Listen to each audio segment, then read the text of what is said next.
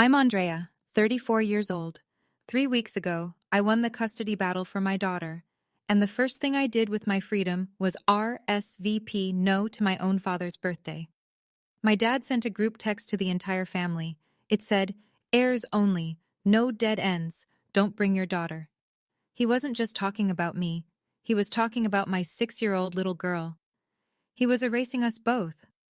I told him I wouldn't come. He said, "Good, we don't need your drama." 2 days later, he walked into the most expensive restaurant in the city for his 65th birthday dinner, and he froze. Because at the best table in the house, there I was, sitting across from the governor of our state, and when the governor stood up, shook my father's hand, and introduced me, my dad couldn't say a single word. Before I take you back to where it all began, please take a moment to like and subscribe, but only if this story earns it. And drop your location and local time in the comments. I love knowing where you're listening from. Now let me take you back to the day I realized my father saw me as nothing more than a dead end. Let me tell you about the Decker family. My father, Warren Decker, turned 65 this year. He's the owner of Decker Development, a mid-size real estate firm that his father built, and his father's father built before that.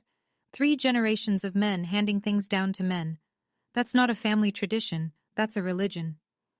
Growing up, I heard one phrase more than "I love you." It was, "In this family, sons inherit, daughters marry well."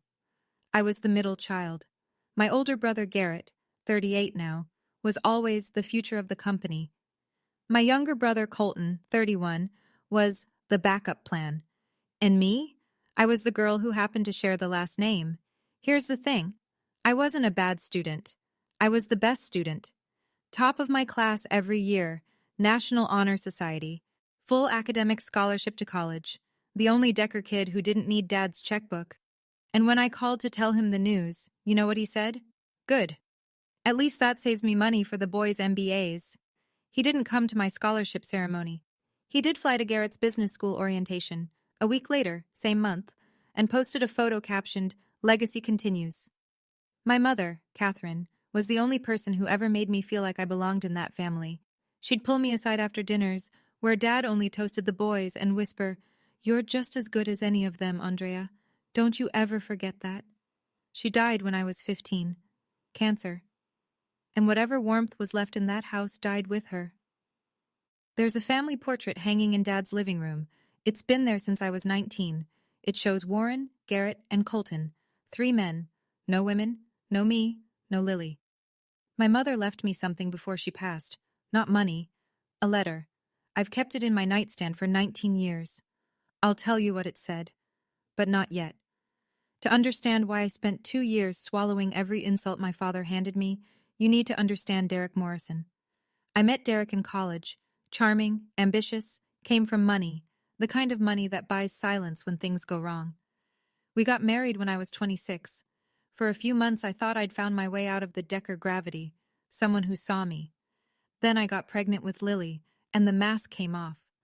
Derek told me point blank that fatherhood wasn't part of his 5-year plan. He left when I was 7 months along, signed nothing, paid nothing, just vanished into his family's Connecticut estate like I was a line item he'd written off. For 5 years it was just me and Lily. I built a career, I built a home, I built a life. And then, 2 years ago, Derek came back. Not to apologize, but to file for full custody. His family's lawyers were from one of the biggest firms in the state. Their argument? That I was isolating Lily from her paternal and extended family, that I was emotionally unstable, that my daughter would be better off in a 2-parent household with resources. My lawyer told me something that turned my blood cold. If I couldn't prove that Lily had a present, stable extended family on my side, Derek's argument would land. That's where Warren came in. My father agreed to testify, to show up in court, say the magic words, "My granddaughter has a loving family, I'm involved, the Deckers are present." And he did. But he had a price, not money, obedience. Don't embarrass this family. Don't cause scenes. Know your place. For 2 years I paid that price. Every holiday, every dinner, every text I didn't answer back, all so a man who called me a dead end would stand in a courtroom and pretend he loved my daughter. And then, 3 weeks before his 65th birthday, the judge made her ruling. Full custody, Andrea Decker. The judge said it plainly. The child has a stable home, a thriving educational environment, and a mother who has demonstrated extraordinary dedication. She noted the testimony from Lily's school, from her pediatrician, from the family counselor, and yes, from Warren.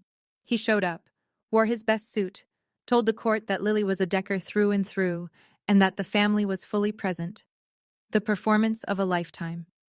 Derek's lawyers objected, the judge overruled, and just like that, 2 years of holding my breath was over. I walked out of the courthouse into the parking lot, sat in my car, gripped the steering wheel, and cried for 20 minutes straight. Not because I was happy, though I was, because I was free. The invisible leash that Warren had kept around my neck for 24 months had just been cut. No more smiling at dinners where I was seated next to the kitchen. No more pretending I didn't hear him introduce me as between things. No more watching my brothers get toasts while I got silence. The custody ruling didn't just give me my daughter. It gave me back myself. I sat in that car until my hands stopped shaking. Then I picked up my phone and called Claire Whitfield. Someone I'll tell you more about soon. Someone who'd been in my corner when no one else was. It's over, I said. I'm free. Claire paused. Then it's time you start living like it, Andrea. I had a meeting the next morning, downtown. An important one.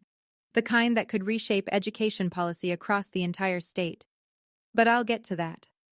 I folded the judge's ruling, stamped with the court's red seal, and tucked it into my bag. First document I'd carried that actually felt like armor. 2 weeks after the ruling, my phone buzzed at 11 p.m. Lily was asleep beside me, one arm thrown over her stuffed rabbit, mouth slightly open the way 6-year-olds sleep, like the world hasn't touched them yet.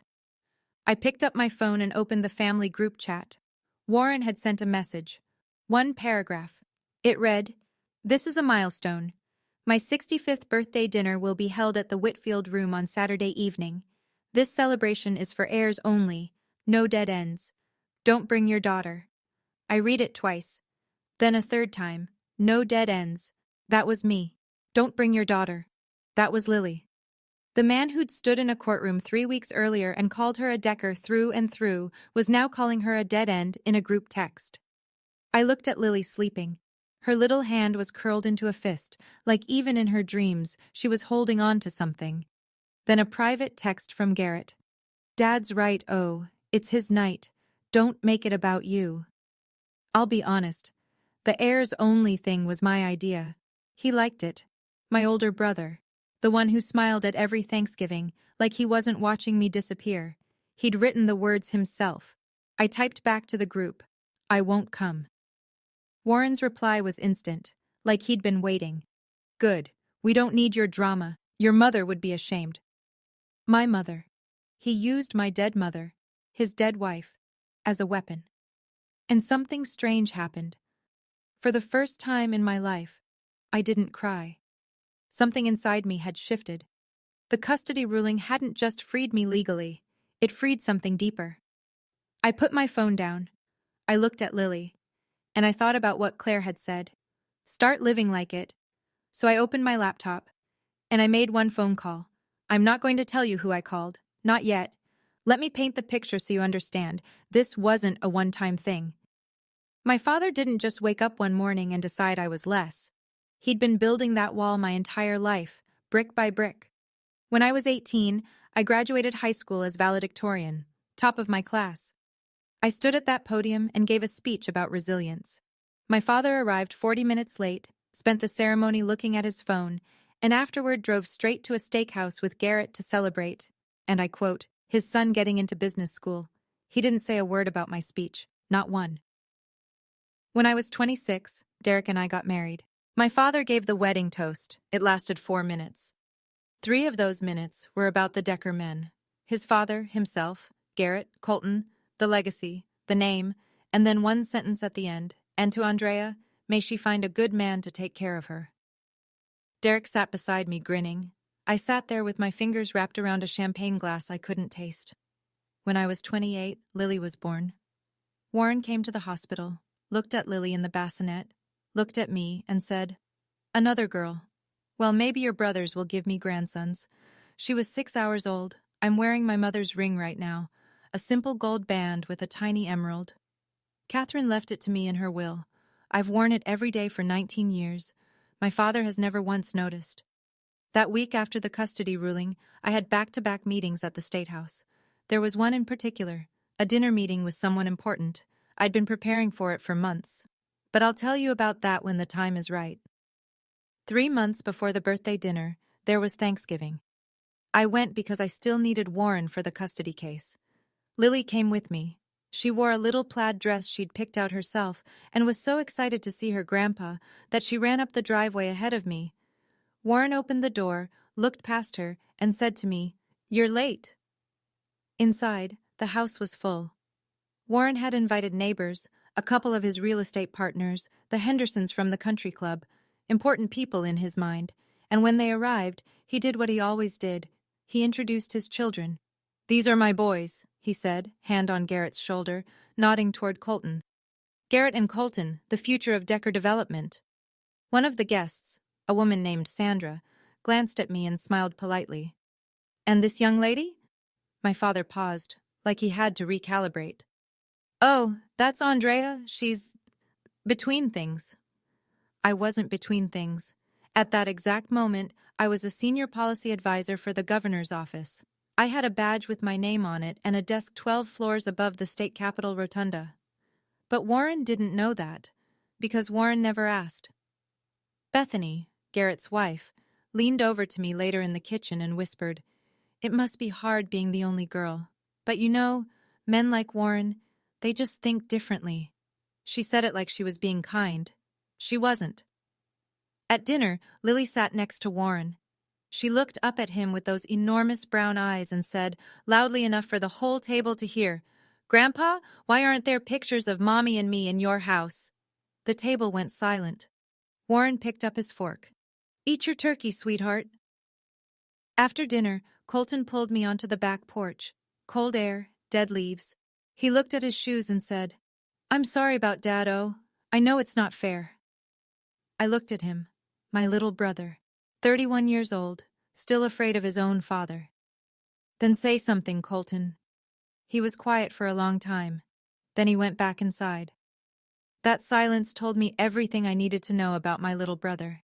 "I need you to understand how the custody case worked, not the legal fine print, but the mechanics of how my father used it." Derek's attorney built the entire case around one word: isolation. The argument was that I'd cut Lily off from family, that she was growing up in a bubble, that her mother was too emotionally fragile to maintain healthy relationships. It was all lies. But lies are persuasive when they come in a $900 an hour suit. My lawyer said, "We need your father on the stand. We need him to say the family is present. Without that, opposing counsel drives the isolation narrative home, and we've got a real problem." So I called Warren, and he said yes, but the deal came with fine print, unspoken, unwritten, but absolute. Every time I thought about pushing back on something, declining a holiday dinner, confronting him about the family portrait, asking why Lily and I weren't included in the Christmas card, Garrett would call, like clockwork. "Dad said if you don't show up, he'll have to reconsider his testimony. Something about you being uncooperative with family." It was surgical. They didn't scream. They didn't threaten. They just held the one thing I couldn't afford to lose, my daughter, and used it as a leash. Christmas that year, I showed up, smiled, set the table, cleared the plates, washed the dishes. Nobody said thank you. Nobody asked about my work. Warren gave a toast to the Decker legacy. I dried a wineglass and stared out the kitchen window at the snow. I kept screenshots of Warren's texts during those 2 years. Not as evidence for court. The case was over by then. I kept them because someday I knew I'd need to remind myself that what happened was real, that I wasn't exaggerating, that I had every right to do what I did next. A week after the Heirs-only text, I was picking Lily up from school. She climbed into the back seat, buckled herself in, she'd just learned how, and was quiet for a few minutes. That's unusual for Lily. She normally narrates the entire drive home like a tiny sports commentator. And then Mia said she could do a cartwheel, but she couldn't, Mommy, she really couldn't. But that day, silence. Then, from the back seat, "Mommy, what does dead end mean?" My hands tightened on the wheel. "Where did you hear that, baby?"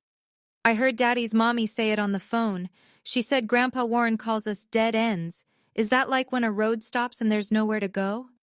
Derek's mother, gossiping on the phone where a 6-year-old could hear, and she got the word from Warren, the man who typed it in a group chat like it was a dinner menu. I pulled into our driveway, turned off the engine, and turned around to look at my daughter. I don't know what my face was doing. I just know I needed it to be steady. "A dead end is just a street, baby. It's where one road stops and a new one starts. That's all." She thought about that, then nodded. "Okay, can I have goldfish crackers?" That night, after Lily fell asleep, I opened my nightstand drawer and took out my mother's letter. The paper was soft. 19 years of folding and unfolding. The monogram at the top. C.D. Catherine Decker. I read it. The part I'd been carrying all these years. "Andrea, the world will try to make you small because you're a woman. Don't let them. Not even your father. Especially not your father. Build your own table. Build your own table." I sat there for a long time, looking at those words. And I realized something. This wasn't just advice. It was a blueprint. And I'd already been building, quietly, for years. I just hadn't shown anyone the floor plan. That night, I picked up my phone and called Claire. "The dinner meeting with the governor next week. I need to change the restaurant." "Okay, let me pause here for a second. If you're still with me, and I hope you are, I want to ask you something. When someone you love treats you like you don't matter, do you walk away? Or do you wait for the right moment to show them exactly who you are?" Drop your answer in the comments. And if this story is hitting close to home, go ahead and hit that subscribe button, but only if you feel it. Now let's keep going, because what happened next? Even I didn't expect how it would unfold. Warren wasn't done. He never was. The week before the birthday dinner, Garrett created a new group chat, a bigger one this time. He added Warren's brother Robert, Robert's son Marcus, a few cousins, and the partners who'd been invited. The planning chat, the logistics thread, the celebration of the Decker name. Garrett posted, "Reminder, Dad's 65th at the Whitfield room. Black tie for the heirs. No +1s except spouses. This is about family legacy." My name wasn't in the chat. I wasn't added. I only knew about it because Marcus, my cousin, 34, Uncle Robert's son, texted me privately. "Hey, are you coming? I noticed you're not in the group." I stared at his message. Marcus and I had never been especially close, but he'd always been decent. Quiet, observant, the kind of person who notices the empty chair. "I wasn't invited," I told him. A long pause. Then, "What?" I didn't elaborate. I didn't tell him about the text, the words, the way Lily had asked me what dead end meant. I just said, "It's fine. I have plans that evening. Good plans." Meanwhile, Warren was managing the narrative. He called Robert personally. "Don't tell Andrea about the party details. She'll just show up and make a scene. You know how she is." Robert, the younger brother who'd spent 50 years deferring to Warren, agreed. Reluctantly, but he agreed. The Whitfield Room, the most prestigious restaurant in the city, reservations 2 weeks out, $200 a plate. The kind of place where you don't raise your voice and you don't bring people who might embarrass you. Warren had reserved a table for 12. He thought that table was the best in the house. He was wrong. It gets worse. Because exclusion wasn't enough for Warren, he needed insurance. Marcus told me, weeks later, after everything happened, what Warren had been saying behind my back. The story Warren built went like this. "Andrea's struggling. She lost the custody case. She's not doing well mentally. It's best if we give her space." Every word of that was a lie. I'd won the custody case. I was thriving. I was running point on the most ambitious education reform the state had seen in a decade. But Warren didn't know any of that. And he didn't care to know. He just needed a version of me that justified what he'd done. Uncle Robert called me one afternoon. His voice was careful, measured, the way people talk when they think you're fragile. "Honey, your dad told me about the situation. Are you getting help?" I closed my eyes. I was sitting at my desk. My desk in the governor's office, 12 floors above the Capitol Rotunda. My ID badge hung from a lanyard around my neck. O. Decker, Senior Policy Advisor. There was a briefing folder in front of me stamped Confidential, Office of the Governor, and my uncle was asking me if I was getting help. "I'm doing fine, Uncle Robert," I said evenly. "Better than fine." He didn't sound convinced. He'd already absorbed Warren's story. The damage was done. I could have corrected him. I could have pulled out the court ruling, recited the judge's exact words, told him everything. But I didn't, because I realized something sitting in that office, with the state seal on the wall behind me, the truth would come out. Just not from my mouth. Claire walked past my door, saw my face, and stopped. "What happened?" I told her. She leaned against the doorframe, arms crossed, calm as a surgeon. "Let him build his narrative, Andrea. We'll let facts do the talking, they always do. That's the thing about people who lie about you. They never expect you to have receipts." Friday, the night before the birthday dinner. Two worlds preparing for the same restaurant 30 hours apart. Warren's side. Garrett confirmed the reservation. 12 guests, the large table in the interior dining room, a custom menu featuring Wagyu and black truffle risotto. Colton had ordered a 3-tier birthday cake from the most expensive bakery in the city.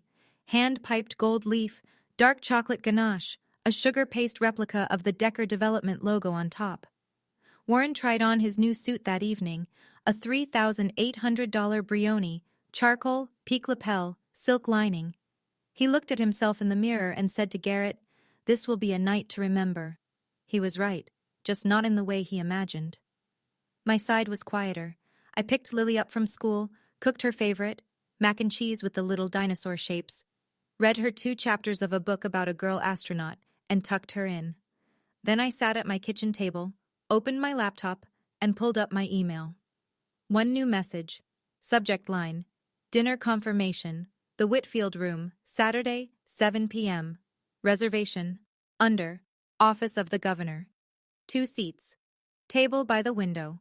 The best table in the house, the one with the panoramic city view, reserved exclusively for high-profile government functions. Claire had helped me move the location 2 days ago. The restaurant had accommodated the governor's office immediately, of course. I chose my outfit carefully. Not a designer gown, not a statement piece, a sharp navy blazer, tailored trousers, a white silk blouse, and my mother's ring. Professional. Understated. The kind of outfit that doesn't need to shout. Then Lily appeared in the hallway, rubbing her eyes. "Mommy, are you having dinner with your important friend tomorrow?" I turned to her. "Yes, baby. Mommy has a very important dinner." "Is he the man on TV? The one you talked to about schools?" I smiled. "Go back to sleep, sweetheart." She padded back to her room. I looked at my reflection in the dark window. Navy blazer, Mom's ring, steady hands. Tomorrow, I didn't need to be loud. I just needed to show up. Saturday morning, the day of Warren Decker's 65th birthday. I woke up at 5:30. Lily was still asleep, her rabbit tucked under her chin. The house was quiet in that way that only early mornings are, like the world is holding its breath. I made coffee, sat at the kitchen counter, checked my phone. The family group chat, the one I wasn't in, but Marcus had been forwarding me screenshots, was already alive. Garrett had posted photos of the Whitfield Room's private dining setup, white lilies in crystal vases, place cards with gold calligraphy, a framed photo of Warren at the head of the table slot. Colton posted a picture of 4 bottles of Chateau Margaux 2005, roughly $600 each, lined up like soldiers.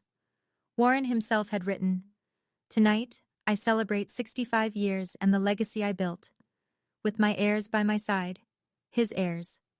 2 sons who'd never once stood between their father and his cruelty." I stared at the screen, and for one weak, terrible moment, the old feeling came back. That hollow pull in my chest, the one that whispered, "Maybe if you just called him. Maybe if you said, 'Please let me come. I'll sit at the end. I'll be quiet. Just let Lily see her grandpa on his birthday.' Old habits die hard, even the ones that hurt you." Then I looked up from my phone. Lily had wandered into the kitchen, still in her pajamas, clutching her rabbit. She climbed into the chair next to me and said sleepily, "Mommy, is today the important dinner?" and I heard it again. Mommy, what does dead end mean? The hollow feeling left. I called Claire. I'm having a moment. That's normal. You're not doing anything wrong, Andrea. You're showing up to a dinner you earned. The rest is just geography. Geography. I liked that. 6 o'clock. Across town, Garrett pulled up to Warren's house in his black Mercedes S-Class, vanity plate DECKER1. Warren walked out in the Brioni suit, adjusting a silk pocket square, his silver hair swept back like he was arriving at his own coronation. He slid into the passenger seat and said, "Where's that gift from Senator Mitchell?" Garrett handed him a small envelope. Warren turned it over, satisfied. He'd invited a state senator to boost his image, a man he'd donated to for 3 election cycles. That was Warren's idea of power, proximity. Stand close enough to someone important, and the importance rubs off. He had no idea what real proximity looked like. Not yet. At my house, I kissed Lily goodbye at the door. Mrs. Patterson, our neighbor, a retired school librarian, the most trustworthy woman on the block, was babysitting. Lily wrapped her arms around my waist and said, "Good luck at dinner, Mommy. Tell your TV friend I said hi." I laughed, kissed her forehead. "I will, baby." I drove downtown with the windows down. The city was that particular shade of golden hour that makes everything look like a painting. Warm light on old brick, long shadows across the avenue. I parked 3 blocks from the Whitfield room because the lot was already filling up. Saturday night in the city. I sat in my car for 5 minutes, hands on the wheel, breathing. Then I got out, walked toward the entrance, and in the parking lot, gleaming under a streetlight, I saw it. The black Mercedes S-Class. Vanity plate DECKER1. He was already here. I walked through the front door of the Whitfield room. The hostess looked at her screen, then up at me, and her eyes shifted, just slightly, the way people's eyes shift when a reservation carries weight. "Right this way, Ms. Decker," she said. "The governor's table is ready." The Whitfield room is the kind of restaurant where everything whispers. The linen is heavy, the lighting is low and golden. The servers move like they've rehearsed, and every table tells you exactly where you stand. I was led to the window table, the one everyone in the room can see. Panoramic glass, the city skyline spread out like a promise. White tablecloth, crystal stemware, a single orchid in a slender vase. 2 place settings. The table was reserved under Office of the Governor, and the staff treated it accordingly. The manager came out personally to adjust the flower arrangement. Warren's table was deeper inside the restaurant, near the kitchen pass.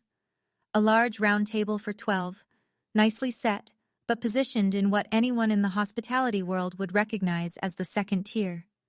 Good, not best. Visible, not prominent. I sat down, ordered sparkling water, folded my hands in my lap, waited.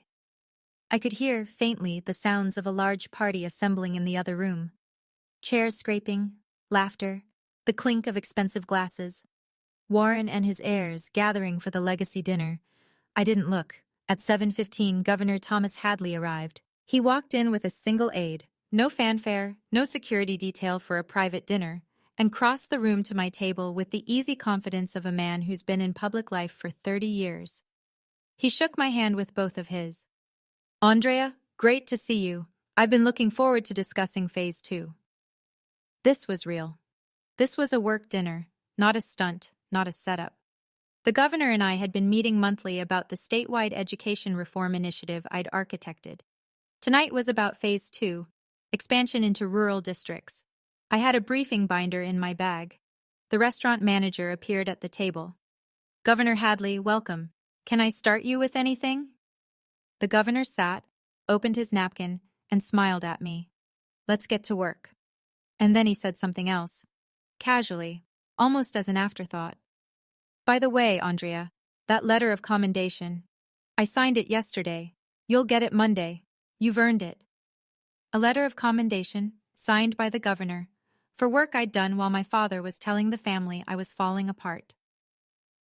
30 minutes later, Warren Decker made his entrance. I didn't see it happen. I was facing the window, talking policy with the governor, but I heard it. The way you hear a weather system shift before you see the clouds. The front doors of the Whitfield room opened, and a group of 12 people swept into the main dining area with the kind of energy that comes from money and expectation. Warren walked in first. Brioni suit, silk tie, silver hair catching the light. Behind him, Garrett and Bethany, Colton, Uncle Robert, Marcus, and 6 other guests, business associates, old friends, people who'd been invited to witness the patriarch's coronation. The staff seated them at the interior table. Warren took the head, naturally, Garrett to his right, Colton to his left, a proper kingdom. Warren surveyed the room, nodded slowly, the kind of nod that says, "This is appropriate. This is what I deserve." He didn't notice that the window table, the real centerpiece of the restaurant, wasn't his. He didn't look that far. A server brought champagne. Warren held his glass up and said to the table, 65 years, and everything I built goes to my boys. That's how it should be." Garrett raised his glass. "To the Decker legacy." The table clinked. Everyone drank. Everyone except Marcus, who hesitated, glass half raised, eyes drifting toward the window. Marcus looked across the dining room, past the servers, past the candlelight, past the other guests, to the window table. And he saw me, sitting across from a man he recognized instantly, a man whose face was on billboards, in newspapers, on television. Marcus's glass froze halfway to his lips, his mouth opened slightly. Then he closed it. He didn't say a word. Not yet. But I could feel it. From 40 feet away, I could feel the first domino tilting. At my table, the conversation had moved from policy to something lighter. The governor asked about Lily, the way a decent person does when they know you're a parent. "How's your daughter? Lily, right? You mentioned she got into the gifted program." "She's wonderful," I said. "She told me yesterday she wants to be a scientist who fixes schools." He laughed. "Then she's already better at messaging than half my communications team." This was the part of working with Governor Hadley that I valued most. He saw people, not titles, not last names, not legacies, people. When I'd first been assigned to his policy team, he'd read my entire brief on education funding gaps and called me personally to say, "This is the best analysis I've seen in 20 years of public service." "You know, Andrea," he said now, setting his water glass down, "I've worked with a lot of policy people. Senate staff, federal liaisons, think tanks. Very few have your combination of analytical rigor and genuine passion. The state is lucky to have you." I thanked him. But inside, the irony was so sharp I could taste it. The governor of this state was telling me I was one of the best minds he'd worked with. And 40 feet away, my father was toasting the real Deckers. Then the restaurant manager appeared at our table, bending slightly at the waist. "Governor, I should let you know, there's a large private party in the main dining room this evening. The Decker party." The governor glanced at me. "Decker? As in your family?" The question hung in the air between us. A simple question with a complicated answer. I held his gaze for a second, then, "It's my father's birthday. Should we go say hello?" He didn't invite me. The silence that followed was louder than anything Warren had ever shouted. Governor Hadley looked at me for a long moment. Then he set his napkin down, very deliberately. "Tell me more about that." I didn't cry. I didn't perform. I just told the truth, the way you report a fact, not the way you tell a tragedy. My father has always valued his sons over me. He built a real estate business with his name on it and decided only his boys were worthy of it. Not because of merit, but because of gender. He calls me a dead end. He sent a group text excluding me and my 6-year-old daughter from tonight because, in his words, heirs only. I paused. Then, "Governor, I didn't choose this restaurant to create a scene. The Whitfield room has been our regular meeting spot for months. I'm not asking you to do anything. I just want to enjoy our dinner and discuss Phase 2. The governor was quiet. He picked up his water glass, took a sip, set it down, adjusted the edge of his napkin. These were the gestures of a man who'd spent 3 decades in public service learning how to listen before he spoke. Then, "Andrea, I've met a lot of families in this job, and I've learned one thing. The people who talk the most about legacy usually understand it the least." He leaned forward slightly. "You built something real. Your work is changing children's lives across this state, thousands of them. That's legacy. A last name on a building isn't." "I'm not here for revenge, Governor," I said. I'm here because I earned this seat. He nodded. Yes, you did. Then he turned to his aide. Cancel my 9 o'clock. We're going to take our time tonight. The aide blinked. She clearly wasn't expecting that. Sir? Cancel it. The governor turned back to me, picked up his menu and said, Now, tell me about the rural district data. I want to hear everything. He wasn't leaving early. He wasn't rushing through dinner to avoid the situation. He was settling in. And I understood why. Not because he wanted to orchestrate anything, but because he'd made a judgment about what mattered. And what mattered was the work.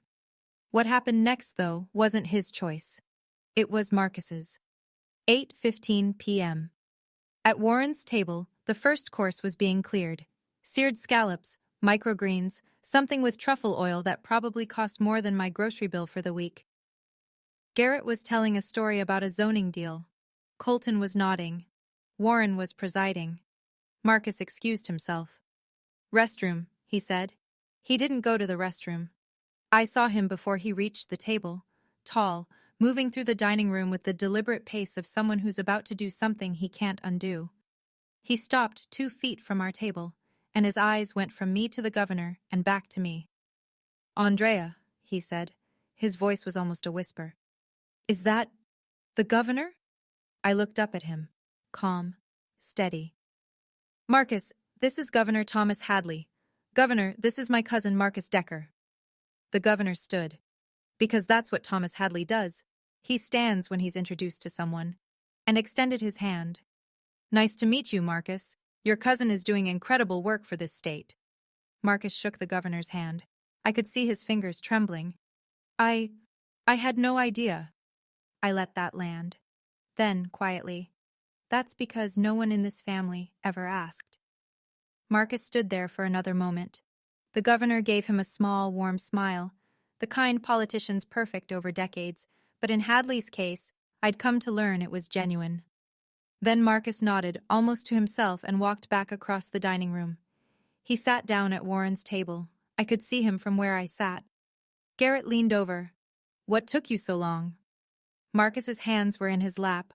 I could tell, even from 40 feet away, that they were shaking. Nothing. Just ran into someone. He didn't tell them. Not yet. But I could see the way he was looking at Warren, really looking, the way you look at something when you finally see it clearly for the first time. The dominoes were tilting, and I hadn't pushed a single one. All right, we're getting close to the moment I know you've been waiting for.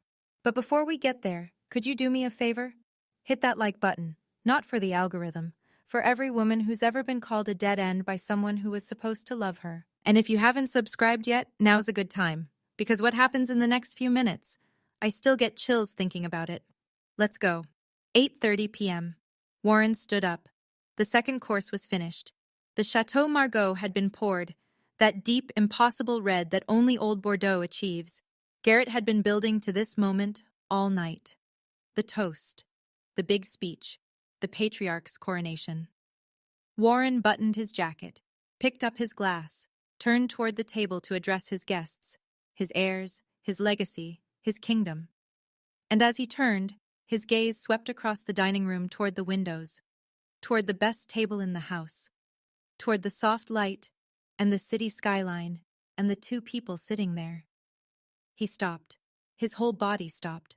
Not just his feet, but his hand, his breath, the words that were about to come out of his mouth. Everything locked in place like a film that had frozen on a single frame. I wasn't looking at him when it happened. The governor was mid-sentence, something about literacy benchmarks in the 3rd quarter, and I was listening. But I felt it. You know that feeling when someone stares at you from across a room? When the weight of their attention changes the air? I glanced up, and there he was, my father, 65 years old today, standing at the head of his table in his $3,800 Brioni suit, a glass of $600 Bordeaux in his hand, mouth slightly open, staring at me like I was a ghost. Is that, he said, not to anyone in particular, just to the air. Garrett followed his gaze, the glass in his hand tilted, just a degree. A single drop of Chateau Margaux fell onto the white tablecloth and spread like a bruise. What? Garrett said. Who are you looking at? Then he saw it too. The whole table went quiet. 12 people, mid-bite, mid-sentence, mid-toast, suddenly silent. Colton was the first one to speak. That's the governor. Why is Andrea having dinner with the governor? Warren's answer came out hoarse, barely audible. That's impossible. Warren put his glass down. The sound it made on the table was louder than it should have been, or maybe the room had just gotten very quiet. I need to go over there. Garrett grabbed his arm. Dad, don't. You'll make a scene. Warren pulled free. That's my daughter sitting with the governor, and she doesn't even have the decency to tell me? The irony should have cracked the ceiling. 30 minutes ago, she was a dead end. 30 minutes ago, she wasn't even worth a seat at his table. And now, my daughter. Possessive, urgent, like she'd been his all along. Warren crossed the dining room, 40 feet, past the white tablecloths and the candlelight and the other guests who had no idea they were about to witness something they'd talk about for years. His stride was controlled, but I could see it, that slight irregularity in his step, the way you walk when your legs are running on pride, but your body knows you're heading towards something you can't control. I saw him coming. I'd known he would come. The moment I decided not to change restaurants, I knew. And I'd decided what I would do when it happened. I set my fork down, straightened my back. My mother's ring caught the candlelight. Warren arrived at the table. His eyes went from me to the governor and back to me. Up close, I could see the flush creeping up his neck, the slight shine of sweat at his temples. Andrea. His voice was forcibly steady. What is this? I looked at my father. The man who'd erased me from every wall, every toast, every legacy he'd ever built. And I gave him the thing he'd never given me, basic courtesy. Good evening, Dad. Happy birthday. Then the governor stood up. He extended his hand across the table, tall, calm, with the practiced warmth of a man who'd shaken 10,000 hands and meant every single one. You must be Warren Decker, he said. I'm Thomas Hadley. Warren knew who he was. Of course he knew. This was the man he'd been trying to reach for 6 months. The man whose office had ignored every email, every request, every attempt at connection that Garrett had made on behalf of Decker Development. And now that man was standing in front of him, hand outstretched, because of the daughter Warren had called a dead end. Warren shook his hand. His mouth opened. Nothing came out. The governor held the handshake a beat longer than necessary. Not aggressive, just steady, like he wanted Warren to feel the weight of the moment. And if you haven't subscribed yet, now's a good time. Because what happens in the next few minutes? I still get chills thinking about it. Let's go. 8:30 p.m. Warren stood up. The second course was finished. The Chateau Margaux had been poured, that deep, impossible red that only Old Bordeaux achieves. Garrett had been building to this moment all night. The toast, the big speech, the patriarch's coronation. Warren buttoned his jacket, picked up his glass, turned toward the table to address his guests, his heirs, his legacy, his kingdom. And as he turned, his gaze swept across the dining room toward the windows, toward the best table in the house, toward the soft light and the city skyline and the two people sitting there. He stopped. His whole body stopped. Not just his feet, but his hand, his breath, the words that were about to come out of his mouth. Everything locked in place like a film that had frozen on a single frame. I wasn't looking at him when it happened. The governor was mid-sentence, something about literacy benchmarks in the third quarter, and I was listening. But I felt it. You know that feeling when someone stares at you from across a room? When the weight of their attention changes the air? I glanced up, and there he was. My father, 65 years old today, standing at the head of his table in his $3,800 Brioni suit, a glass of $600 Bordeaux in his hand, mouth slightly open, staring at me like I was a ghost. Is that, he said, not to anyone in particular, just to the air. Garrett followed his gaze, the glass in his hand tilted, just a degree. A single drop of Chateau Margaux fell onto the white tablecloth and spread like a bruise. What? Garrett said. Who are you looking at? Then he saw it too. The whole table went quiet. 12 people, mid-bite, mid-sentence, mid-toast, suddenly silent. Colton was the first one to speak. That's the governor. Why is Andrea having dinner with the governor? Warren's answer came out hoarse, barely audible. That's impossible. Warren put his glass down. The sound it made on the table was louder than it should have been, or maybe the room had just gotten very quiet. I need to go over there. Garrett grabbed his arm. Dad, don't. You'll make a scene. Warren pulled free. That's my daughter sitting with the governor, and she doesn't even have the decency to tell me? The irony should have cracked the ceiling. 30 minutes ago, she was a dead end. 30 minutes ago, she wasn't even worth a seat at his table. And now, my daughter. Possessive, urgent, like she'd been his all along. Warren crossed the dining room, 40 feet, past the white tablecloths and the candlelight and the other guests who had no idea they were about to witness something they'd talk about for years. His stride was controlled, but I could see it, that slight irregularity in his step, the way you walk when your legs are running on pride, but your body knows you're heading towards something you can't control. I saw him coming. I'd known he would come. The moment I decided not to change restaurants, I knew. And I'd decided what I would do when it happened. I set my fork down, straightened my back. My mother's ring caught the candlelight. Warren arrived at the table. His eyes went from me to the governor and back to me. Up close, I could see the flush creeping up his neck, the slight shine of sweat at his temples. Andrea. His voice was forcibly steady. What is this? I looked at my father. The man who'd erased me from every wall, every toast, every legacy he'd ever built.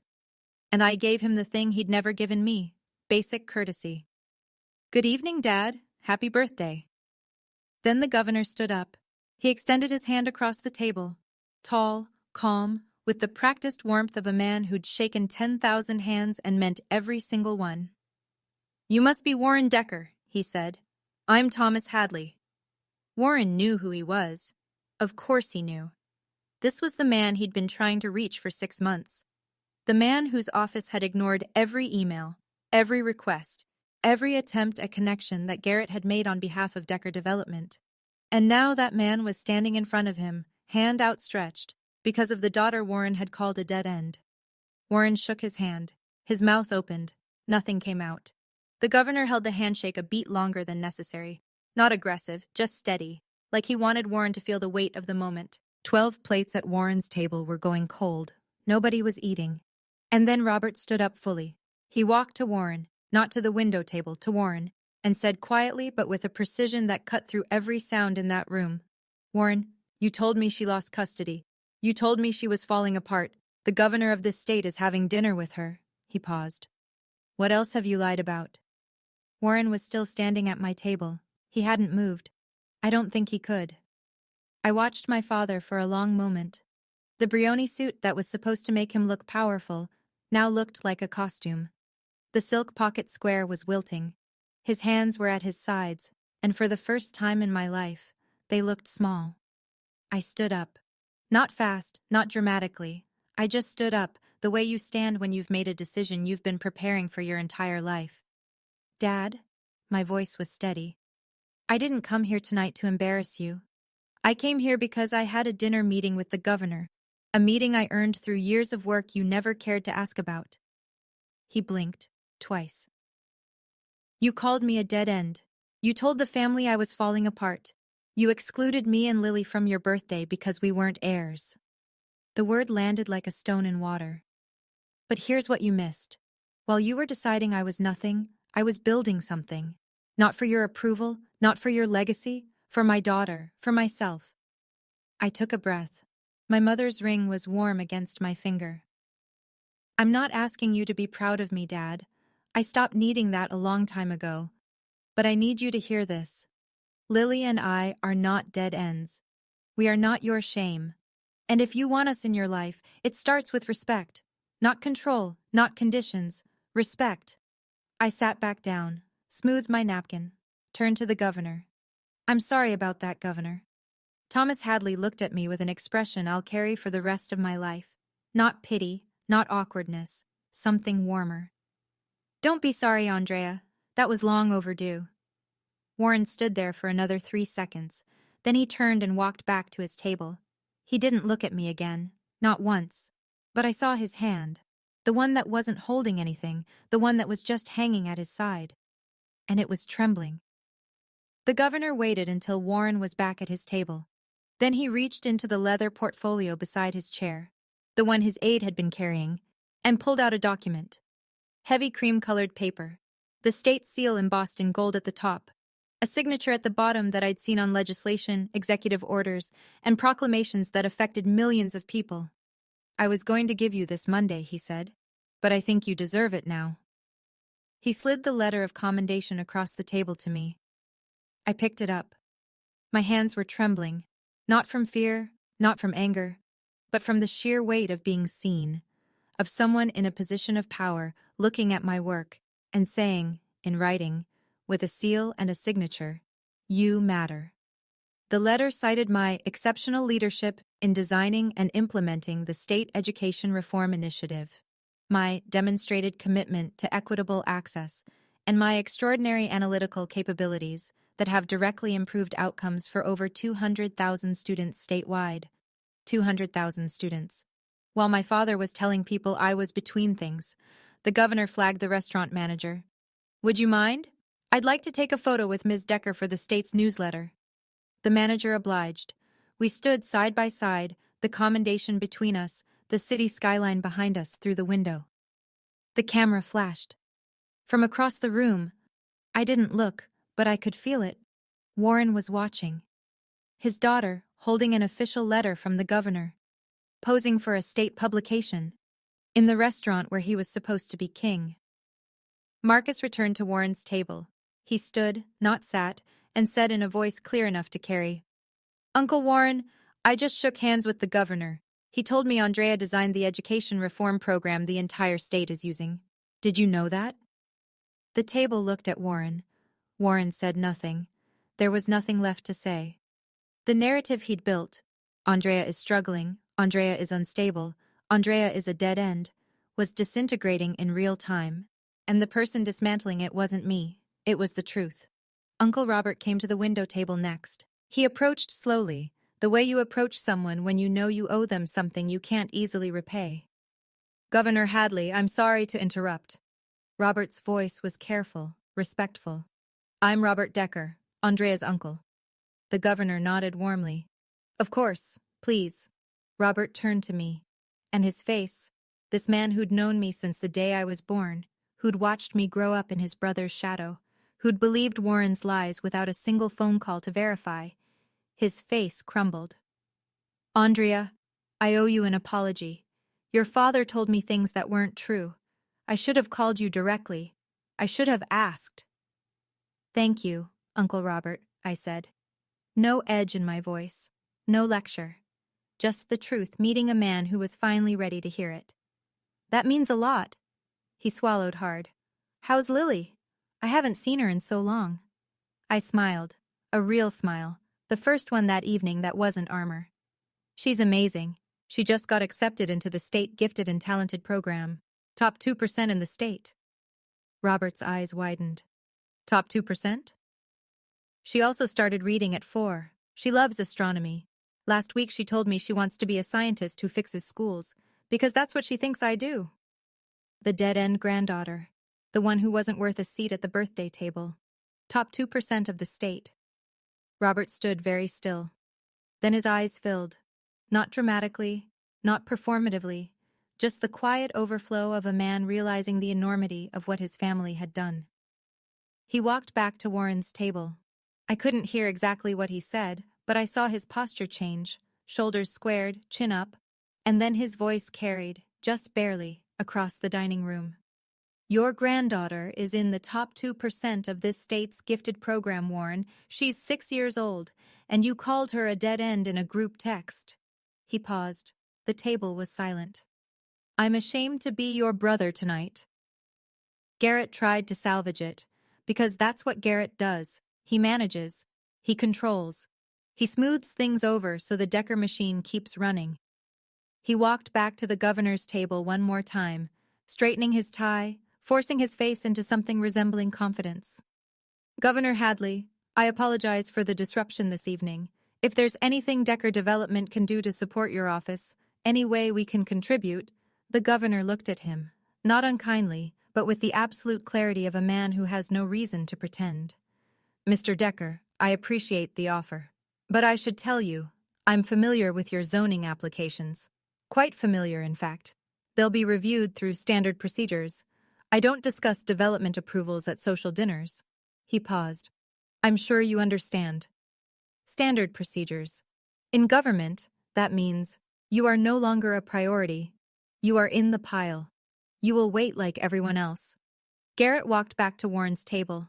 I watched his face transform with every step, the false confidence falling away like plaster off a wall. By the time he sat down, he looked 10 years older.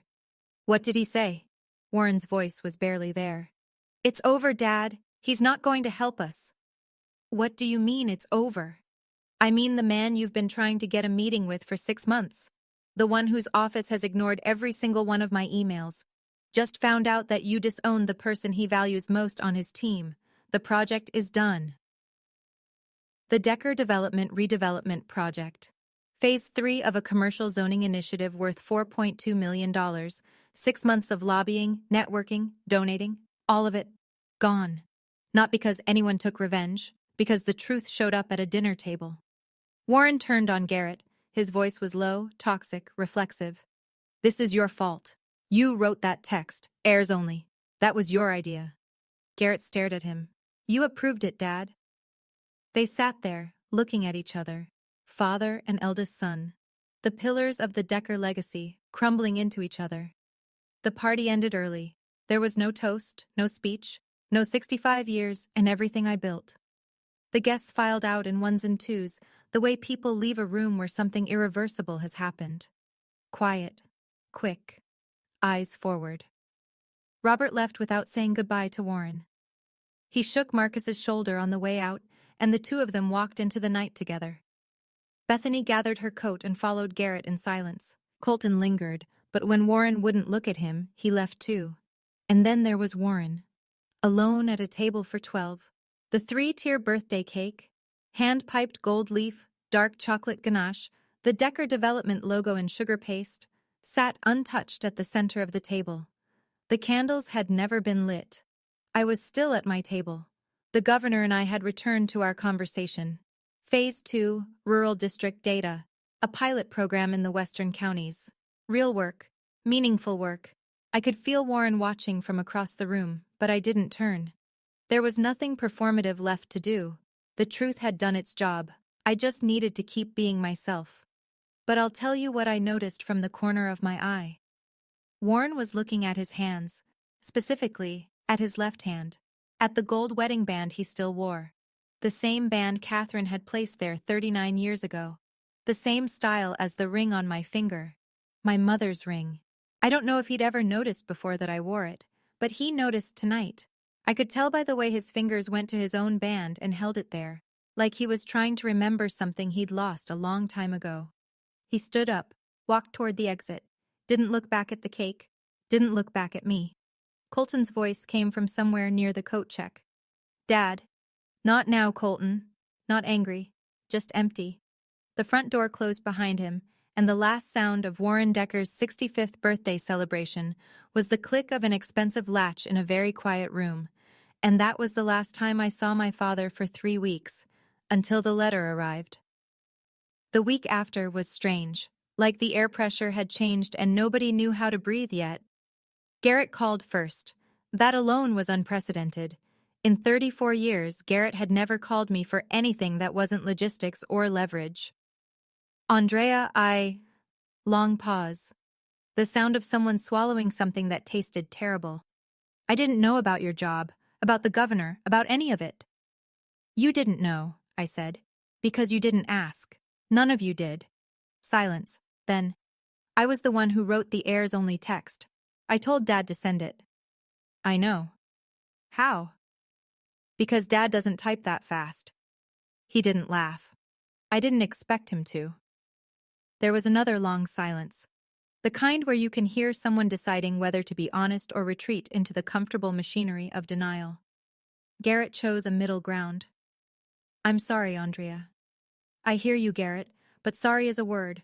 I'm going to need more than a word. He didn't know what to say to that. We hung up shortly after, but it was a start.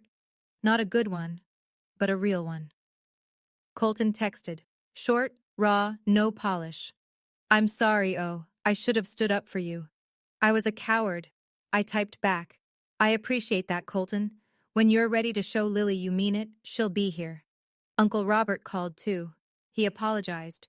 Genuinely, heavily, like a man carrying a bag of rocks he'd only just realized he'd been holding. He told me he'd spoken to Warren. He's not doing well, Andrea, but that doesn't excuse anything. No, I said, it doesn't. I didn't forgive anyone that week. Forgiveness isn't a light switch, it's a road, and they hadn't even started walking.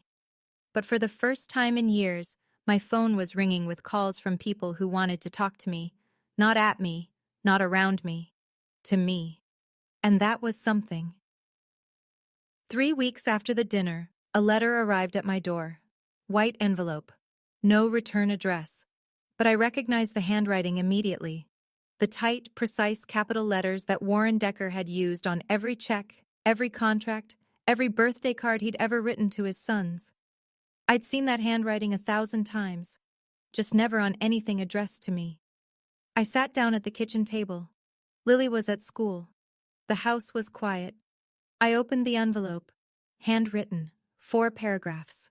No lawyer, no assistant, no drafted and redrafted corporate language. Just a man and a pen, and the thing he should have said years ago. Andrea, I haven't slept in 3 weeks. I've been sitting in my study staring at the wall, and I keep seeing the same thing. You at that table, with the governor, wearing your mother's ring. I didn't know you wore it. That's the part that won't leave me. Not the governor, not the job, not the program you built. The ring. I didn't know. I lied to Robert. I lied to the family. I said things about you that weren't true because it was easier than admitting what I'd done. What I've been doing for 30 years. Your mother would be proud of you. Not because of the governor or the commendation. She wouldn't have cared about that. She'd be proud because you raised Lily into the kind of child who asks why there are no pictures of her mommy on the wall. That was always what Catherine cared about. The real things. I forgot that. I'm not asking you to forgive me. I'm asking you to let me earn it. Signed, Dad. Not Warren Decker, just Dad. I read it twice. Then I folded it carefully along the creases and opened my nightstand drawer. I placed it inside, next to my mother's letter, the one I'd kept for 19 years. 2 letters side by side for the first time, Catherine's and Warren's.